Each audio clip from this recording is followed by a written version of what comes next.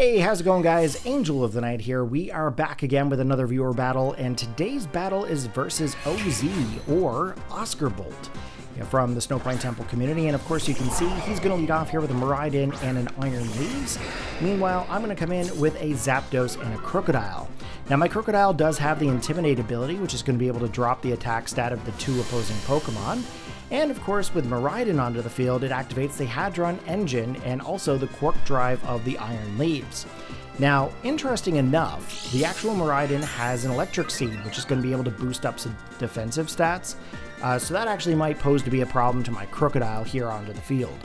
Now, with the Zapdos, I don't believe that the Discharge is really going to do anything here, so I'm pretty much going to have to rely on the Hurricane. Now, if I can manage to get a Hurricane off here onto the Iron Leaves, that'd be basically, I'm assuming, a one-hit knockout. So that's what we're going to lock into here. With the Crocodile, however, there's a couple of things that we could actually go for. We could go for the Earthquake and be able to hit the two Pokemon at once, or I can go for the Terrestrialization and go for a Gunk Shot. However, it looks like I'm going to go in for the Terrestrialization here, fearing the worst from the Iron Leaves, just in case my Hurricane does miss. So we're going to go in here, we got the Terra Poison, we should be able to resist a move from the Iron Leaves, just as long as it's not going to use any kind of a Psychic type move. So here we go, here is the Psyblade, it's actually going to go into the Zapdos. So luckily for us, we actually do survive, and we get the static off onto the Iron Leaves, which means that he's now paralyzed and may not be able to move the next turn. Now, Zapdos, of course, once it gets hit, it's going to activate its berry here. We've got a Key Berry, and that's going to be able to boost up the defensive stats of my Zapdos. Now, Crocodile, on the other hand, we're going to go in for the Earthquake. Now, Earthquake should be able to hit all Pokemon onto the field. However, of course, it doesn't hit the Zapdos unless we go for a Roost or we change our Terra type. But it actually does some decent amount of damage off onto the Miraidon, and as well as it got some chip damage off onto the Iron Leaves. Now, with the Miraidon, I believe it came in with a Reflect to be able to stop a lot of physical type damage, being able to affect that Miraidon. Now, we are about half damage here with the Zapdos, which means that I should technically go for my Tailwind to boost up some stats here. However, I am kind of hoping to maybe get another Hurricane off and maybe be able to take out the Iron Leaves. But, you know, I kind of come to my senses. We go for the Tailwind. And then, of course, we're also going to go for another Earthquake here. Now, Earthquake is not really going to do a whole lot under the Reflect. Plus, with some defensive boosts on the opposing side, it's basically going to not take out the Miraidon. However, if they didn't have the Reflect and didn't have the Electric Seed, I probably would have taken them out. So in comes the Electro Drift, and of course that's going to be able to go right into the Zapdos, be able to pick up the KO, and that is the first Pokemon out on the match. So Iron Leaves, of course, is now paralyzed. He cannot make a move, which means that I actually get to survive another turn, which is pretty fantastic. If you take a look at the team that I had there, I did have a Lapras and I did have my Palkia. My Palkia, of course, this is one of my NK Games teams. This is one of the only Reg G teams that I had at the time when we did the battle. So we're going to go in, I believe, for the Protect here. And then I'm also thinking about going in for, I think it was the Gunk Shot I selected into the Iron Leaves.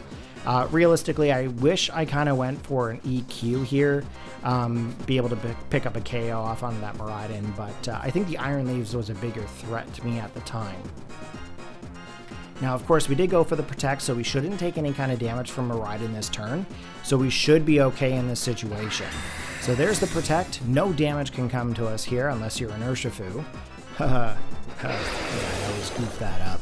But here's the Gunk Shot. Luckily, it actually did do some damage here. It actually had a accurate hit onto that Iron Leaves and picked up the KO. So we are now tied 1-1.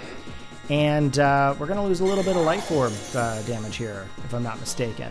So in comes the Light Screen that's going to be able to boost up all the special defensive stats of the Miraidon. And the next Pokemon that comes in is going to be Walking Wake. Now, Walking Wake is a huge threat. It's very speedy, has really good special attack, and does pose to be a pretty big issue to my Palkia here. We're Dragon, we're Water, he's Dragon, and Water. Dragon's definitely going to be a big issue. We're going to go in and try to maybe go for like a knockoff here. I think we were trying to think of either going to go in for like some chip damage or the knockoff onto the Walking Wake. Honestly, I can't really say for sure. I think I locked into the Miraidon. And we're going to see a Terrestrialization to Pure Water with the Walking Wake. And you know what? That makes perfect sense. He doesn't want to take any kind of dragon type damage, and he knows that I pretty much probably have water type Pokemon left. So anyways, we end up going in for a Spatial Rend here. Not enough to be able to take out that Walking Wake. We do take about half the damage, and of course we got hit by a Draco Meteor. Now Draco Meteor, of course, picks up the KO, but it also drastically cuts his special attack stat. But if I'm not mistaken, he has a White Herb here, so that's going to be able to reset all of the stats back to normal. We end up going in for a knockoff on the Miraidon with the Crocodile just to be able to pick up the KO. I didn't really think the EQ would really do anything here in regards to the Walking Wake.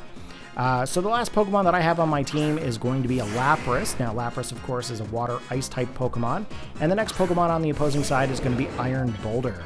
Now I'm going to be honest with you, honestly, I cannot remember the typing of this Pokemon. With all these different paradoxes around, honestly, I have a really hard time remembering all their typings. So Iron Boulder, I don't really remember.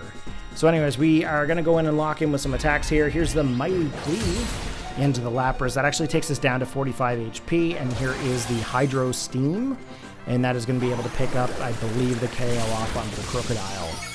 Unfortunately for me, this is not looking good. We are down by like 3 Pokemon. He's down by 2. And of course, he's got 2 really big, huge threats on his side. We do end up getting a Freeze Dry off onto the Walking Wake. Not enough to pick up that KO. And of course, now the Reflect goes down as well as the Terrain. So Quark Drive has now been deactivated, and we are into the final stage of this battle. So Oscarbolt, good game, buddy. Thank you very much for the match, and I look forward to battling you again in the future.